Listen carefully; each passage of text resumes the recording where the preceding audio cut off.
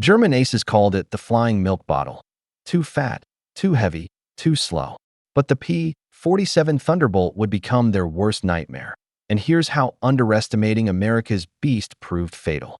Welcome to WW2 Studio, where we uncover the untold stories that changed the course of history. Picture this. It's 1943, and the skies over Europe are about to witness one of the greatest reversals of fortune in aerial warfare. American P-47 Thunderbolts are arriving in England by the hundreds, rolling off transport ships and onto British airfields. But as German Luftwaffe pilots catch their first glimpses of these massive machines through their gun sights and intelligence photographs, something unexpected happens. They laugh. These battle-hardened aces, veterans of campaigns from Poland to the Eastern Front, take one look at the bulky, 7-ton American fighter and dismiss it as a joke. They mock its enormous radial engine, its portly fuselage, and its sheer size.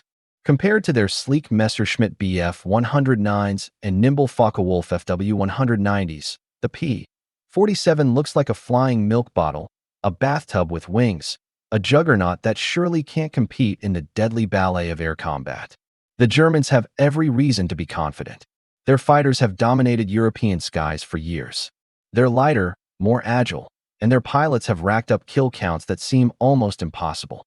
When these Luftwaffe veterans see the P-47 lumbering into formation, weighing as much as a small truck and powered by a massive Pratt & Whitney radial engine that makes it look like a World War I fighter that ate too much, they genuinely believe the Americans have sent them target practice.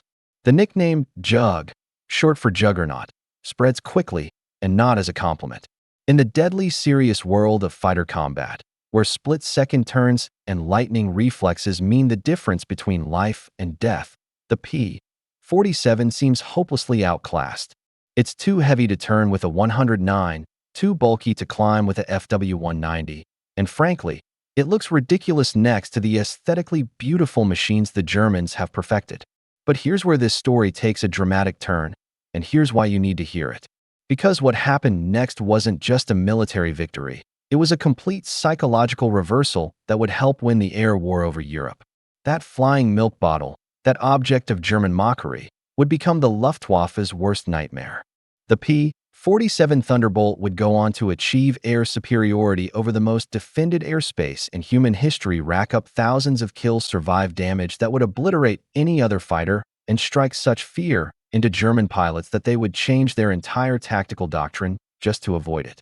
This is the story of how American engineering, tactical innovation, and sheer devastating firepower turn mockery into terror, and how underestimating your enemy can prove fatal. If you're fascinated by the untold stories of World War II's greatest battles in the sky, the moments where technology, courage, and strategy collided to change history, then hit that subscribe button right now and ring the bell for WW2 Studio. We bring you the real history behind the legends, the details the documentaries miss, and the human stories that made these machines matter. We've got incredible content coming your way about the aircraft, the battles, and the people who fought in the greatest conflict the world has ever seen. Now, let us dive into exactly how the Thunderbolt silenced its critics and why those German pilots who laughed in 1943 weren't laughing by 1944. Spring of 1943 marked a pivotal moment when the First Republic P-47 Thunderbolts touched down on English soil, and the reaction was far from what American commanders had hoped for. These massive fighters, weighing nearly 8 tons when fully loaded and powered by an enormous enormous 1,000 horsepower Pratt & Whitney R-2800 double Wasp radial engine, looked nothing like what anyone expected from a modern fighter aircraft. The sheer bulk of the machine was staggering. Its fuselage was wide and deep, necessary to accommodate that massive 18-cylinder engine and the turbocharger system tucked beneath the cockpit. When parked next to the graceful British Spitfires, or even the American P-51 Mustangs that would come later, the P-47 looked like it belonged to a different era entirely. German intelligence officers studying reconnaissance photos and debriefing pilots who encountered these new Americans couldn't believe what they were seeing. The Messerschmitt Bf 109, backbone of the Luftwaffe, weighed less than half what a P-47 did. The Focke-Wulf Fw 190, already considered heavy by European standards, was still 2 tons lighter. German pilots had spent years perfecting dogfighting techniques that relied on tight turns, rapid climbs, and knife fight maneuverability. When they looked at the Thunderbolt, they saw a fighter that violated every principle they'd learned. The early combat reports seemed to validate German confidence completely. American pilots, new to European combat and trying to employ tactics that worked for lighter aircraft, found themselves outmaneuvered repeatedly. They attempted turn fighting with FW-190s and got shot down. They tried to climb with Bf-109s and lost altitude advantage. Losses mounted through those first brutal months, and German propaganda machinery went into overdrive, mocking American industrial quality and tactical incompetence. But something crucial was happening behind the scenes at American fighter bases across England.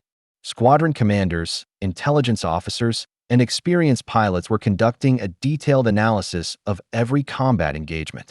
They interviewed surviving pilots, studied gun camera footage, examined battle damage on returned aircraft, and, most importantly, they were learning what the P-47 actually was rather than what they thought it should be. What emerged from this analysis was revolutionary and would completely reshape American fighter tactics for the remainder of the war. The P-47's true capabilities were extraordinary, but they existed in dimensions the Europeans hadn't fully explored. In a dive, the Thunderbolt could exceed 450 miles per hour, faster than any German fighter could safely achieve. The massive weight that seemed like such a liability became a devastating asset when gravity joined the equation. That enormous radial engine and heavy airframe could absorb punishment that would shred any other fighter. Pilots returned with cylinders shot away, wings riddled with cannon holes, and tail sections nearly severed, yet the Thunderbolt kept flying. The 8 Browning 50 caliber machine guns, 4 in each wing, delivered a weight of fire that was simply apocalyptic. At high altitude, where the turbocharger really showed its worth, the P-47 could operate at heights where German fighters gasped for air. The tactical doctrine that emerged was elegantly simple but brutally effective. American pilots stopped trying to turn fight. Instead, they adopted boom and zoom tactics borrowed and refined from successful pilots. Climb high, dive fast, shoot, and extend away using superior speed. Never get slow, never turn with the enemy. Use the P-47's weight as a weapon in the dive. Energy fighting became the doctrine, treating altitude and speed as currencies more valuable than maneuverability. The P-47's apparent weaknesses were suddenly irrelevant because American pilots stopped fighting in ways that exposed them. By the summer and fall of 1943, something extraordinary was unfolding in the skies over occupied Europe. The kill ratios that had favored German pilots so dramatically just months earlier were reversing at an astonishing rate. P-47 squadrons began racking up victories while sustaining fewer losses. Luftwaffe pilots who had been so confident now found themselves facing an enemy that refused to fight on their terms. When a Bf-109 pilot tried to lure a Thunderbolt into a turning fight, the Americans simply extended away at high speed, climbed back to altitude, and came screaming down in another attack run. German pilots couldn't catch the Americans in a dive, couldn't shake them in straight-line speed, and couldn't survive the devastating firepower when those 8.50 caliber guns found their mark. The reputation for invincibility began building with every mission. Stories circulated of P-47s returning to base with damage that defied belief. One Thunderbolt came back with over 200 holes from cannon and machine gun fire. Another had 3 cylinders completely shot off its engine, but still made it home. Pilots survived hits that would have been fatal in any other aircraft. The massive radial engine acted as armor for the pilot, absorbing fire that would otherwise kill him. The robust construction meant structural failures were rare even under extreme combat stress. German pilots began reporting with frustration that they scored solid hits on Thunderbolts only to watch them continue fighting or escape. Then came the ground attack missions, and this is where the P-47 truly became legendary. By 1944, especially during and after D-Day, Thunderbolts transitioned into a devastating fighter-bomber role. Each aircraft could carry bombs, rockets, and still maintain those 8 machine guns. German armored columns found themselves subjected to relentless attacks from above. The term Jabo Schreck, meaning fighter-bomber terror, entered German military vocabulary. Luftwaffe fighters that might have contested airspace were forced to stay grounded or risk being caught by prowling Thunderbolts. The numbers tell the story with stark clarity. P-47s achieved 3,752 confirmed air-to-air victories in the European theater alone. The United States produced 15,683 Thunderbolts, and they served on every front. Multiple American aces built their reputations flying the type. Meanwhile, German fighter losses climbed catastrophically as experienced pilots were killed and replacements proved inadequate against American tactics and technology. The psychological transformation among German pilots was profound and documented in their own combat reports and post-war interviews.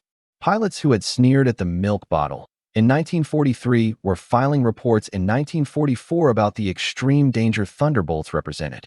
Luftwaffe tactical doctrine was rewritten specifically to address the P-47 threat.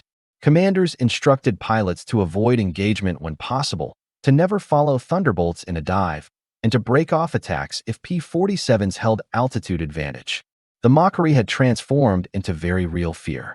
The German pilots had fundamentally misunderstood American design philosophy.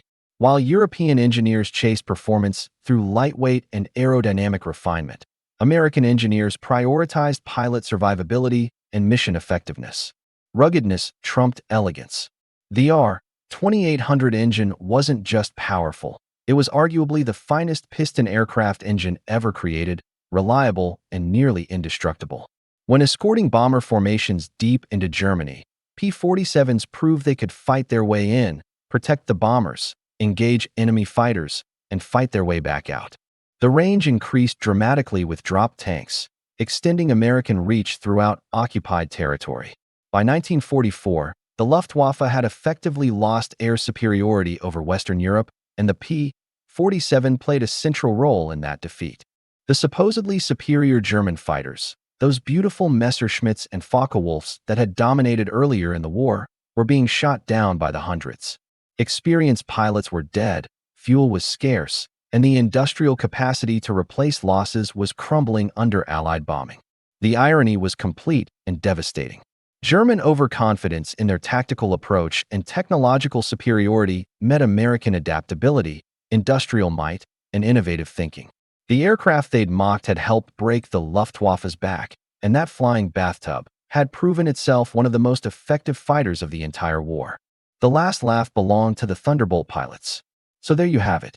The complete transformation from object of ridicule to instrument of air supremacy.